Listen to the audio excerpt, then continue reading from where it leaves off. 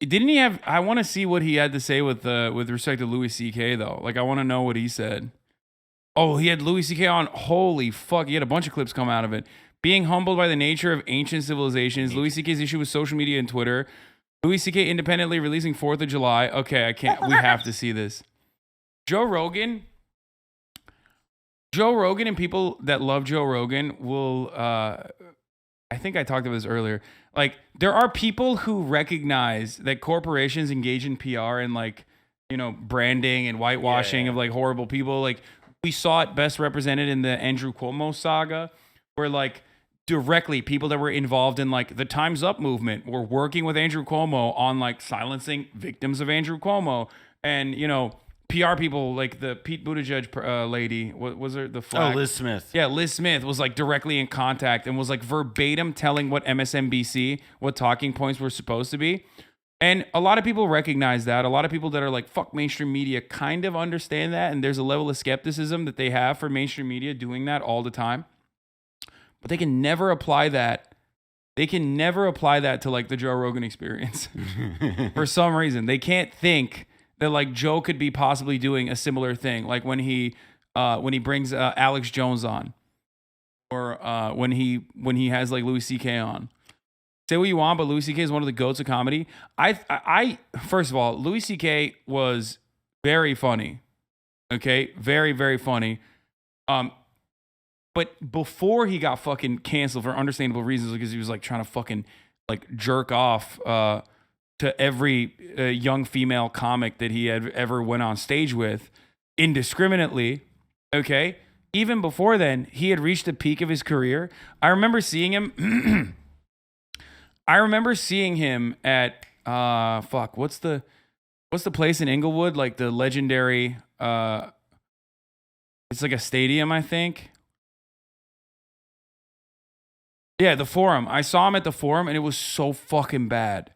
Like, he was so bad. This was before like all this shit popped off. And I was like, God damn, he is like. So this is your story about how you actually disliked Louis C.K. before he got canceled. No. I mean, of course, who wasn't a fan of Louis C.K.? I feel like he was like always. No, I mean Louis. I mean, it was very like. I think it was one of the things that I feel like. His was one of the few cancellations where I feel like it caused, because remember, HBO pulled all of his stuff off the catalog. It was a big thing. And then everybody went back and was like, all right, how do we really feel about Louis? And I didn't do that because I don't really watch, and I didn't really watch it the first time around. Oh, you didn't watch it? I mean, I watched part of it, but it's like. I always also had like a lot of respect for him because he was like he was like the closest we have to like a psychotic like artist, almost like an auteur who he fucking edited Louis, the TV show, on a fucking 15-inch MacBook, all on his own, like entirely on his own. So I was like, this dude's crazy. I think it was pretty funny. I mean, I think he was funny. I think to me, the like thing is that it's sort of, to me, what it feels like all this stuff is sort of done is put in question about like, all right, well, like one, why I guess was the like what the stuff that people found so funny and like his insights and being like an awkward middle-aged guy or whatever. Like his is like the canonical case of like, how do people process that somebody who makes this kind of thing is like, you know, it turns out in his private life different from what the art portrays him as or whatever. But yeah, I mean, half the shit he joked about, he did in real life. Yeah, exactly. But that's like kind of that's really fucked up. I mean, that's like half of all novelists, though. It's like you want to separate the art from the artist, but like Louis C.K. certainly wasn't. You know what I mean? The Joe Rogan Experience. Like when you do stand-up, the people who are in the audience have a fucking vote on my act. Like they actually have a direct. Oh no, leaning into the Warren Jeffs attire, not good. What's up with those glasses, my man? Jesus, you can't be like Terry Richardson kind of. Yeah, you can't be doing that, bro. If you got fucking canceled for being a sex pest, you can't come back with a sex pest looking fit. Like what the fuck, dude? What the fuck? That's a terrible choice, dude. Like fucking literally hire like a PR guy or something. What are you doing? Influence. I give a giant fuck about them. They paid money and they came, they fucking traveled, parked a car, got a babysitter, and they're sitting shoulder to shoulder with strangers listening. So if I see a face that goes, I fucking see it, and it may not change my joke entirely, but there's a gland in me that takes all of that in, and you know what I mean, in the aggregate, and changes. And it's not about their acceptance. Sometimes it's about going to what upsets them and pushing past it. But they're involved, and I have. Louis is still funny, and he's not canceled to me. Saying sorry and addressing the situation should fucking mean something, dude. And the guy makes rage shit. Wait, what? Bro, there's like things you can say sorry about. You know what I mean? You can be like, yeah, I said some fucked up shit 10 years ago. That's whatever. I did some fucked up shit even. You know what I mean? As long as you like, as long as you have shown, you've made amends, you've shown that you've changed, moved on. But like, like what he did was like a little bit above and beyond. Just Yeah, like, there was a. he was a whole ass adult cranking off. Everyone who gets Mewtwo'd goes through a toaster that ages them rapidly. Related, it's why Dane Cook looks like Harvey Weinstein's Charmander. Dane Cook got Me Too'd, but like he literally was like, no, actually, I'm gonna put a ring on it. Yeah, that one was really. Although the Delia one is still the GOAT. Yeah. Reaction video. Oh, Crystalia. Oh yeah, when he's like, you wait, Snapchat? You can save messages. Yeah, that was crazy. As someone who isn't aware, what did Louis C.K. do? Louis C.K. basically he loved jerking off. It's like a power thing. It's kind of typical actually to like Harvey Weinstein's case as well, where like Harvey Weinstein had a fucked up dick. He had gangrene on his cock, so he like didn't really have a dick, but he loved jerking off in front of non-consenting women. And Louis C.K. was doing that as well. He was like, he loved jerking off on phone conversations, but he also loved masturbating. He also, he would flash women and then like make them stay while he jerked off. And the women that he did that to were non-consenting parties, or rather were not really capable of consenting either, because like they were, you know, young comics that he had brought up with him on stage. You know what I mean? He would like have women open for him and then do that shit. And there was also like a part of it where his manager, this guy, Dave Becky, there was a lot of stuff about how like journalists and other people who had tried to, you know, say peep about what had happened were suppressed. Yeah. Oh, for the record, for people who say like, well, he asked about it first. Like, yes, he did ask about it, but you have to also remember that he literally, like, I know I joke a lot about the fucking the problematic age gap discourse that fucking Zoomers love having on the internet, where they're like, oh, you weren't born in the same month as this person in the same year. Like, that's a problematic age gap. But like the power dynamic in that circumstance absolutely was coercive. Absolutely was coercive. You know what I mean? Like he basically would just like have them come over. He would have these young up and coming female comics over and then fucking, you know, crank it. Under New York City law, where he lived, as literal textbook workplace sexual harassment. Yeah, exactly. It's like your fucking manager being like, hey, come inside. Can I whip my dick out and like jerk it off a little bit? And you're like, I don't know. Okay. That's weird. And then, you know, and then you're like, all right, cool. Boom. I have to keep that clean, that it's about me and them. Yeah. If I read something by somebody who didn't come to the show, who doesn't go to comedy shows, who's reacting to something that was written about a show, a person who wrote it to get clicks, somebody who's professionally disgruntled and says this was a bad show, and then somebody tweets, fuck that guy, and I'm letting that person out. For the record, he could be right about, you know, fucking his attitude. He could, because his cultural critique was like decent, regardless of him being a sex pest. Yeah, I will admit, like his cultural critique was always like he was always relatively sharp until the forum thing when I saw him there, and I was like, damn, this dude sucks now. You know, I hated on Louis C.K. before it was cool, chat, but. So he might actually have a sharp take on this that's good, that goes beyond like I've been scorned by the mob. Right. Well, I mean, like he's not a dumbass, and I think it's like pretty clear that, you know, he knows what, like, he's also, as a guy who has received probably more good press in his life than anybody else, you know, like in a similar position, like favorable New Yorker profiles and all this stuff. Like he does know that like people are not on the internet necessarily, and even like, you know, quote unquote clickbait people are necessarily on the internet to be professionally disgruntled. It feels though like part of what he is what he's responding to, and I imagine is definitely part of his critique now, is that like, yeah, social media makes everybody professionally disgruntled, and that's how he's describing this hypothetical about how people respond to his work via Twitter or whatever. Yeah. Weigh the rights of my audience, it's irresponsible. So I don't even think you should. It's not even about reading it and then resisting it. You By the way, even, the people who are saying like cancel culture is real or whatever, like, didn't his album get put up for a fucking Grammy? Yeah, the comedy album that he self-released was put up for a Grammy. I've been meaning to listen to it. I keep forgetting to fucking watch it. Like he personally, because I want to see what he. He won the Grammy. He won? No shot. Of course. Jesus Christ. even be aware of it. You should just stay. Fuck those people. If they're not there, right, they're not involved.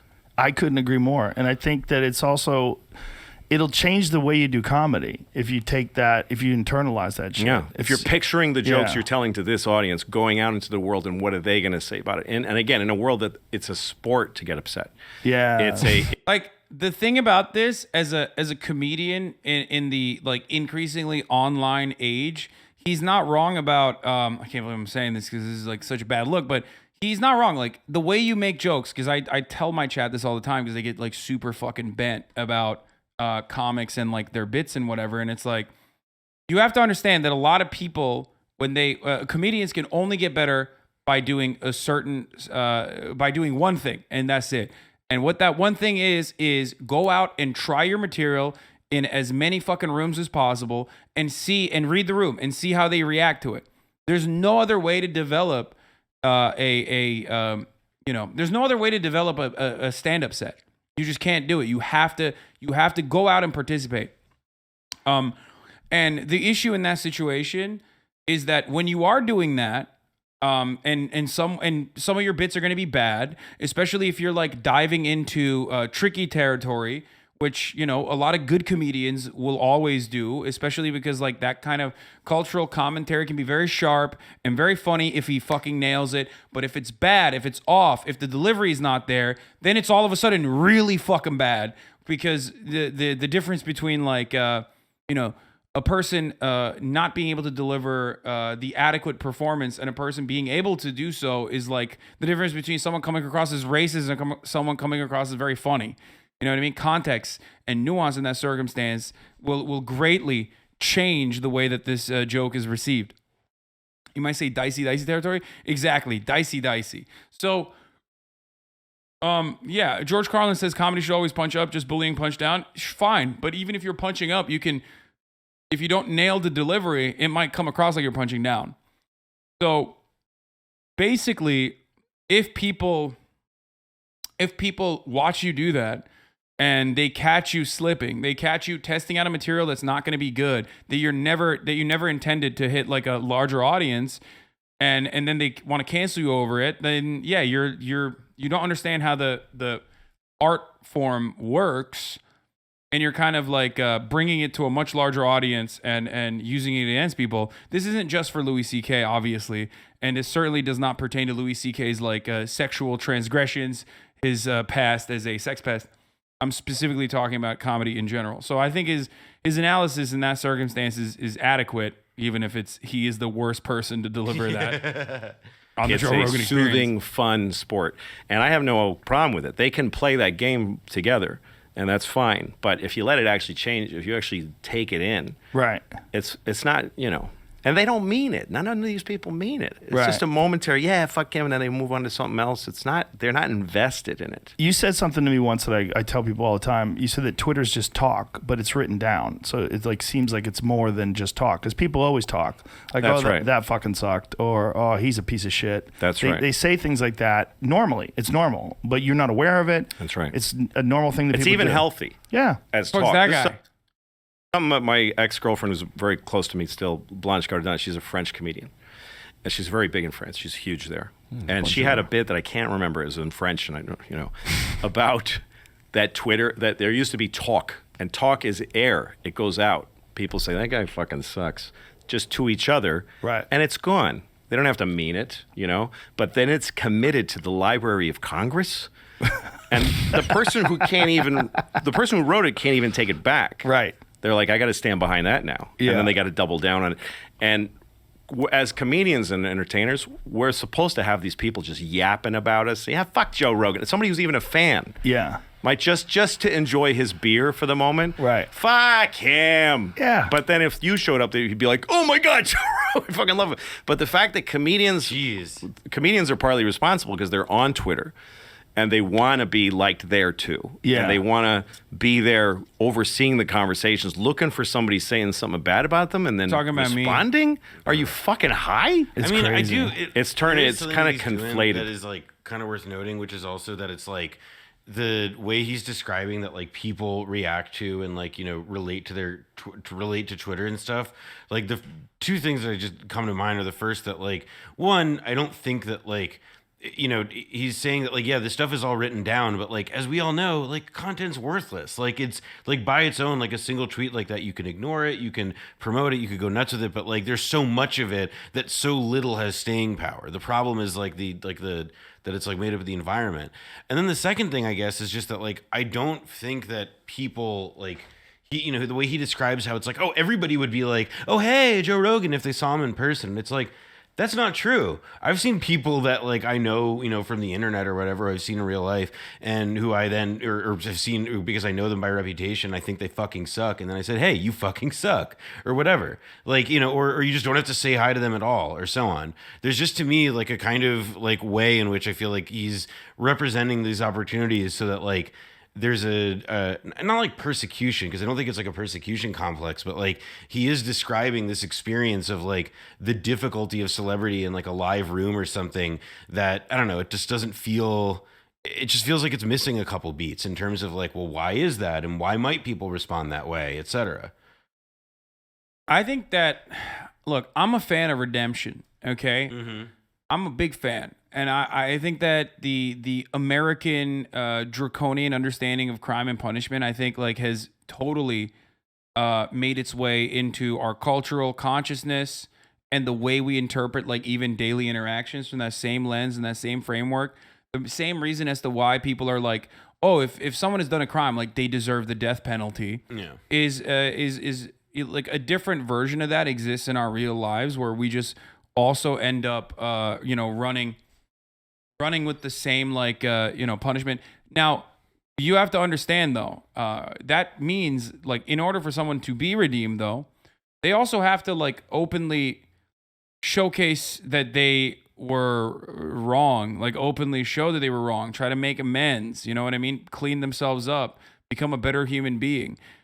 And I feel like I don't know if people have like quote unquote canceled you and your return from that cancellation is like self-releasing your stand-up special that ends up winning a Grammy and then going on the Joe Rogan Experience and being like, oh, this is a hit job, then it doesn't seem like you understood. You know what I mean? It doesn't seem like you felt like you did anything. Like you don't, if you're not going to take accountability for it, then do you even feel like you did something wrong, or do you feel like you have been wronged, right? And I don't think Louis C.K. did that. I don't think Louis C.K. Recognizes that he wronged people and did like some really fucked up things. So, yeah, I don't know. Noah is spot on, is picking up on Louis talking about cancel culture, how to navigate it, why it doesn't matter, is less discourse and more Louis working through now, how he squares what he did with being in public on Rogan. Not talking about cancellation. He's saying, if you think about it like this, Louis, was wrong. Don't call me a victim. Blame Twitter, but you were wrong about me. Yeah.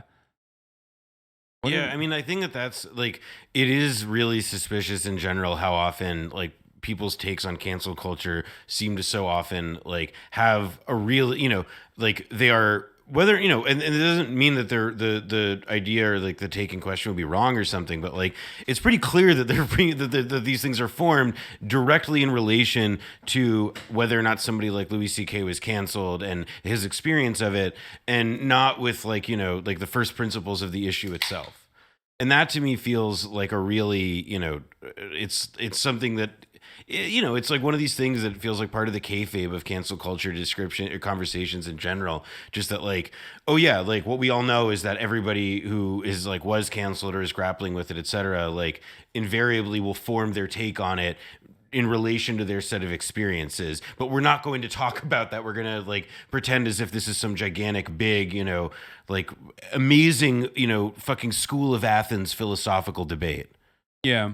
He talks about the whole situation in special. I mean, I'll take a look at it, but for the chatter saying like, "Oh, dude, Aziz Ansari handled it really well." It's like, bro, if you're comparing what happened to Aziz Ansari with what Louis C.K. did, I don't know what to tell you. Those two things are in entirely different planets. Okay, like that was a pendulum swing.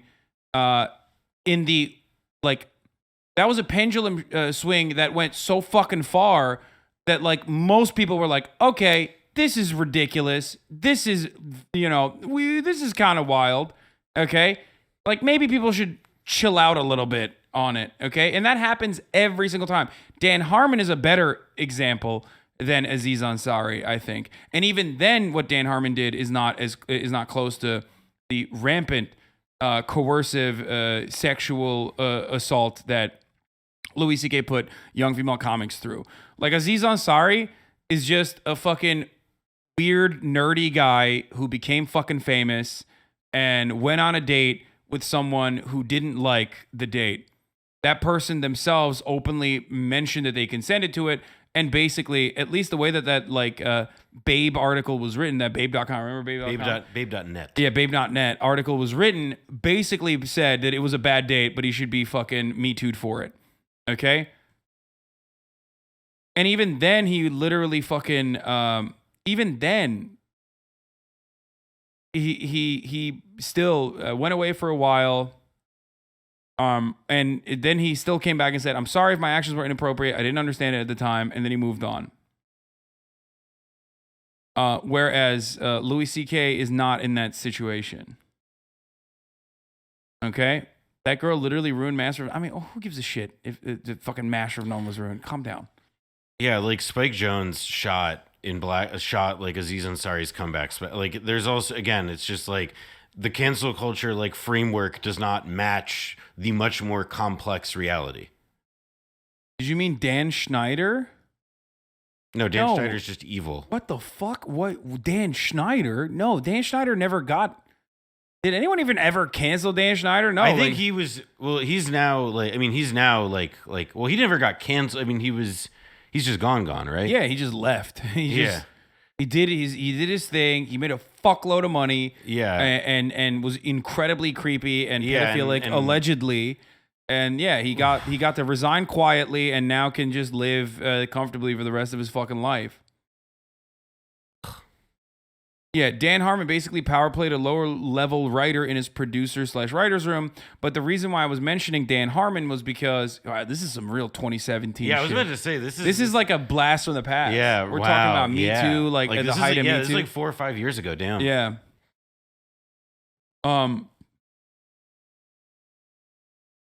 Babe.net hasn't posted since November 2020. Yeah, I know. It's not surprising. Everyone fucking shit on the article when it first came out. Anyway, yeah, Dan Harmon apologized. Like Dan Harmon apologized, and I think it was like considered one of the most like adequate apologies. Like the victim he herself apologized on a podcast. Yeah, the victim herself. I remember people. I mean, it was like I don't think like apologies don't deserve to be gassed up in general, but it was like a good example of also like of like how to do it in a way that draws attention appropriately, but without doing it clearly for the purpose of making the person give it feel better. Yeah. Dan Schneider did the Janet McCurdy and what's her face stuff. I don't know what the fuck that is. Dan Schneider did like a bunch of child's shows and was very creepy and allegedly pedophilic. Okay, and like ruined an entire generation of child actors who already are like, already getting fucked up. Things I think Twitter it's not. I don't think that anybody on Twitter means anything they say. I don't believe that I don't think a single tweet is really sincere. Folks. It's just a calculation of what's this going to do, and it's based in fear and hope, which are both dumb things. But it's not. I mean, there's truth to that too, which is a fucked up part. Like, do people One thing I talk about regularly on this broadcast, maybe it's because I'm so fucking like fed up with internet because I'm so on the internet all the time because I'm so accessible. But one thing I regularly talk about is the narcissism of people who weaponize social justice in a way that like suits their the narcissism of people who weaponize social justice to center the conversation around themselves. Yes. People do this all the time for clicks as well on Twitter. People do this in my chat all the fucking time as well.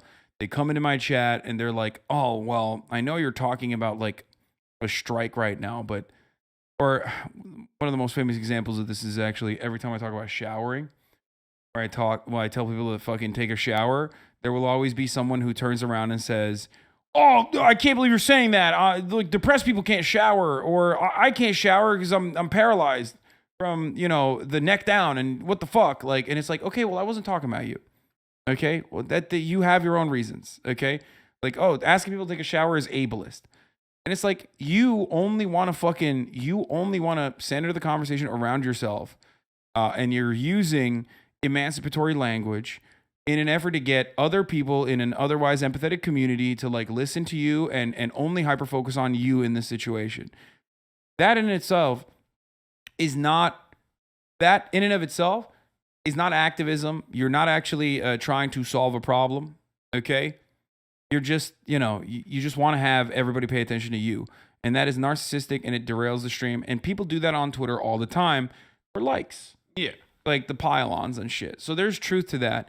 But that also comes from a place of powerlessness because it is one of the few places where you actually feel like you can move the needle, something that's larger than yourself, in an increasingly alienated society where we have no power and no mechanism of pushback to change like the structures that oppress us.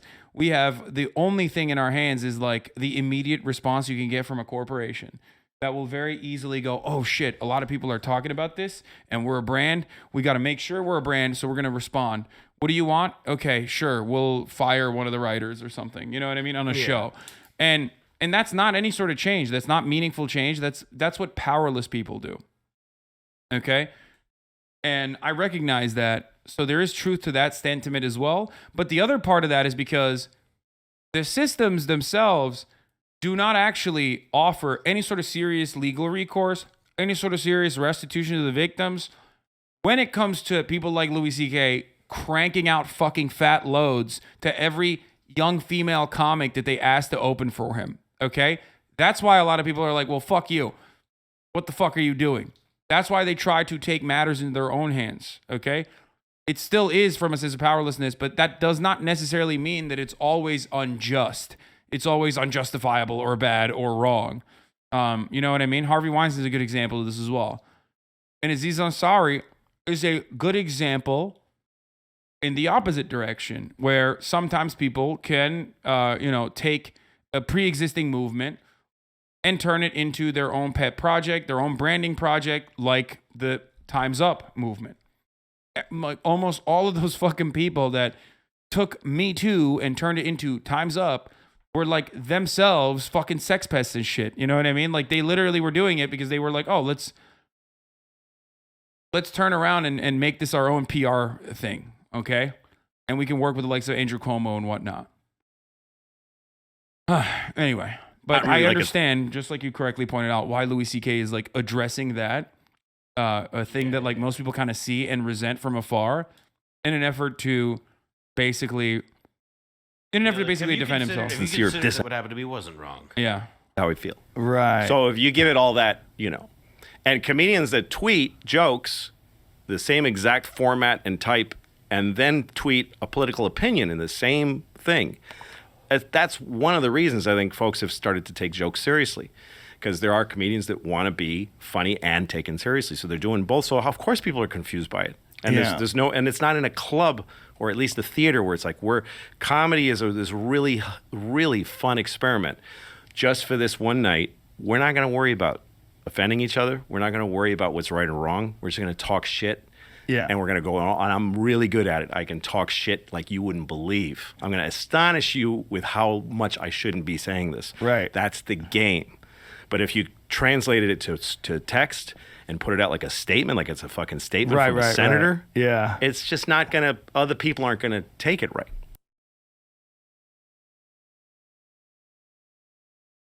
Yeah, he's not just good at talking shit. He's good at other stuff too.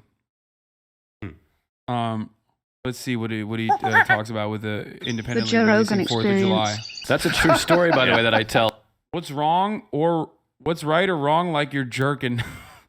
Yeah. No, it's just jokes, bro. Approach is fine. If it wasn't him trying to use like, it's just jokes, bro, is adequate. If you're just talking about just jokes, it's just not adequate when you're talking about fucking, when you're talking about like what the underlying reason is. No one canceled him over just jokes. And he's like, "Oh, I'm just talking about Twitter. This is a conversation about Twitter." It's like, subtext is, mighty strong here. I wonder why a man like Louis C.K. might have come to this conclusion about it's just jokes. Yeah. Could you think of why? Yeah. I can't think of any reason why a guy like that, why it's just jokes may be helpful for him. Like sometimes it is just jokes, okay? This is not one of those times. No one was like, "Oh man, Louis C." Except for me. I'm the only one who canceled him beforehand because I went to the forum and I was like, "He's no longer funny. He's washed." I'm the only guy, okay? I'm the only one. I'm the only one who canceled him over having not great stand-up that he once did, okay? Losing his finger on the pulse. Anyway. Well, I have an ex-girlfriend that when we first started dating, we've been together for like a few weeks, and it was like popping off. is We this love guy? each other. Oh my God. And she left her email open, and I searched my name thinking I would find all these great things she's saying about me behind my back. stupid. It was really Fucking doubt that. That's a doubtful reason, but Joe List? Another comedian? Okay. bad. And there was like a chat, like a Gmail chat between her and her best friend. And she literally was like, "I just met this guy. I think I'm in love with him. He's the funniest guy I've ever met. I'm not attracted to him, but I'm going to give it a shot." And I just read it. And then she comes home a few hours later and it's like, "Hey," and I'm like, Oh, "Hey." that's hard. And it's brutal. It still lingers, by the way. Was that pain the from end of that? it? Because I couldn't, first of all, I was like in love with her, You know who that and it wasn't a confidence. There was a Cometown bit for a while about Cruz and Joe List. And so I literally only know about him because Nick had a really funny joke about Cruz and Joe List. I have no idea who this is. He's just a comedian.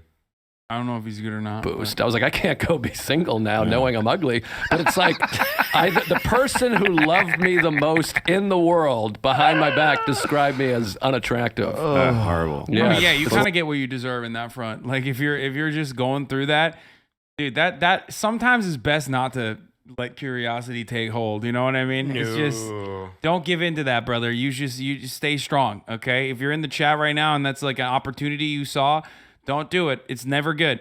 Joel is the only guy in the room who I stand harder than the CK List is really on OD the Goats. He has a pod with Mark Norman. Okay, bro, this guy literally loves Louis CK and Joel. He's like, That's I like fucking really great day to tap in. yeah. No, he's like, dude, please, fucking dude, you don't say anything bad about this. It's horrible. That's why I'm behind this mic as much as I can be right now. I'm hideous. It's horrible. That's why we had an easy time writing the movie too, because he has these stories. So he would just tell me stuff like that. And I know from experience what's going to work in a script. I've written them before, I've directed them before. So he would just tell me that, and I'm like, it's going in. That's got to be in here. We had to change the names, of course. It changed the names. But, Of course. But And so you're releasing it only on your website? yeah. You're not Well, going to put it out anywhere else afterwards? I mean, we'll see, but right now, the best mouth to drink in the interest is the website. It just comes right to us. We did Yeah. a big theatrical Yeah, run it was also, in the though. theaters for Did very well. Yeah, for a month, and it was killing. Really? Yeah, it was like AMC theaters and Regal and a few theaters. What they do if they don't give you a full run, they just go, you can have every city for one night. Like at 7 o'clock on a Wednesday, we were in 70 screens across the country. Wow. And they all sold out and doubled. We were in a lot of cities. We were like in 3 theaters. I'm low-key surprised that Netflix won't buy this.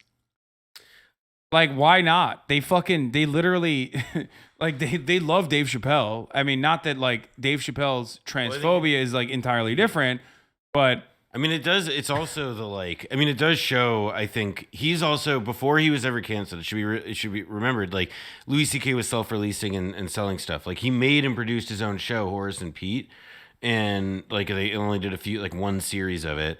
And I think in his case, it's sort of like he's already had this infrastructure and all this, and like it. Like I mean, I imagine he's one of the few people for whom like doing this kind of independent route actually is way better. Like it ends up making more sense. Wait, sorry. Like someone in the chat said, "You may have hit the nail on the head. Lewis is a trans ally."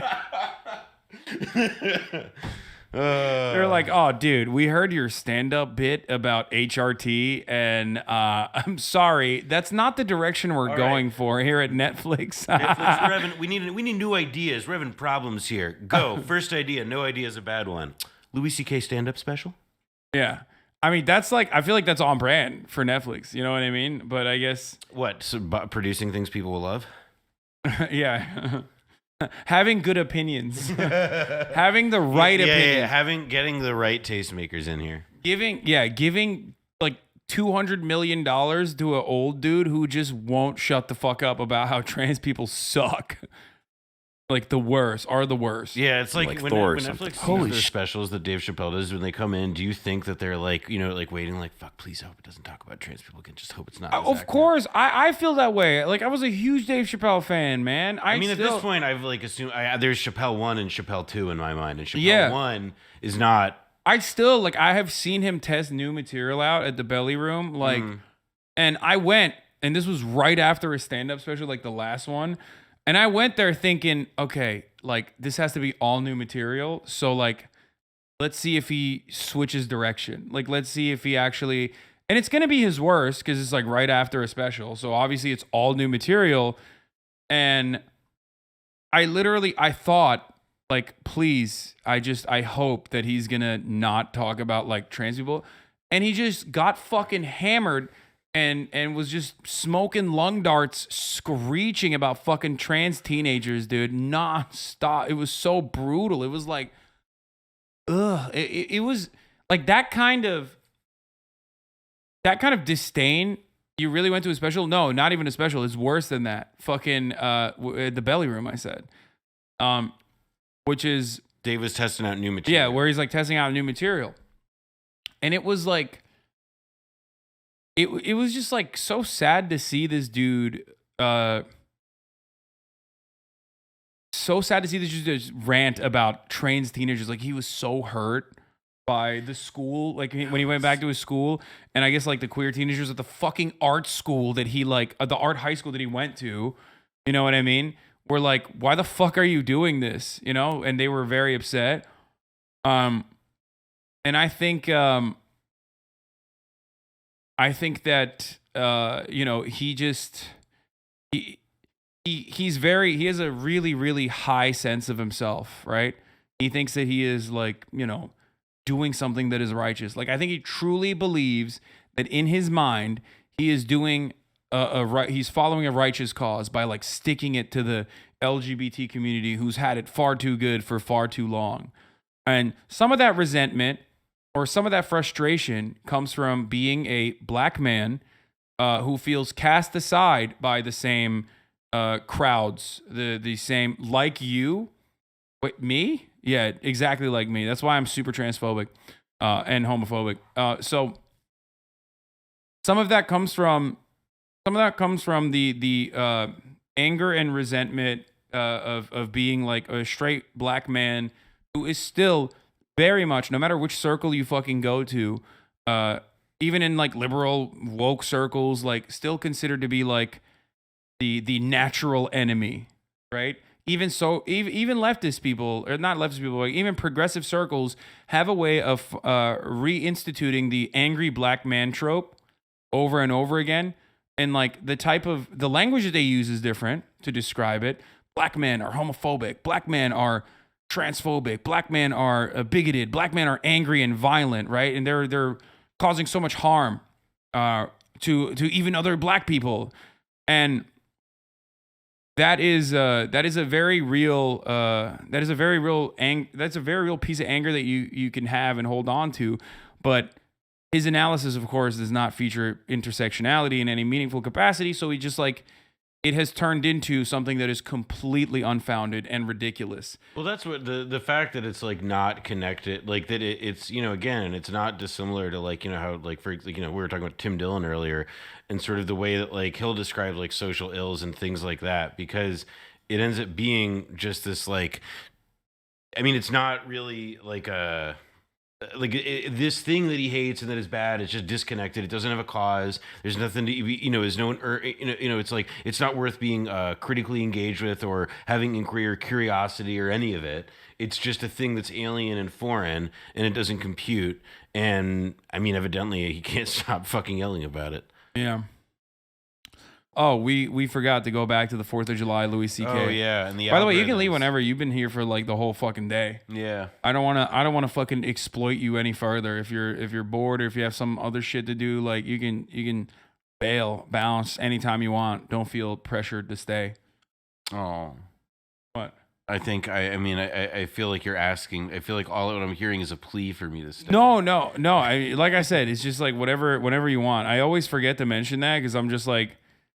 I get really into just like doing commentary, and then I forget that like the person sitting next to me is not as brain broken as I am and can like do this. I mean, admittedly, it's fun because I do get to see some stuff that we get to talk about Modest Yahoo and shitheads I went to high school. No, with. it's a lot of fun in that respect for sure. All right, well, let's get back to Shit. Yeah, and at the CK. Lemley in LA, get held over like 3-4 weeks, I think. Yeah. It just kept getting held over. It was in New York. We had a premiere at the Beacon Theater, and we packed it, and everybody watched the movie in the Beacon Theater, and it was That's huge. fucking fun. amazing. Yeah. It was huge laughs. I don't want to derail the conversation. My ash just fell off on the rug, and I Doesn't feel matter. terrible. Okay, No great. one gives a shit here. That was helpful. There is an ashtray, but Well, it fell. You know, sometimes Yeah. I didn't ash on the rug. You get ash on the table. It doesn't matter. All right, It's but fine. it fell. It was a mistake. Doesn't matter. yeah. It's all But good. people loved watching the movie together, I think, in crowds and laughing. It was really fun to be in Yes. a cinema. wait, what?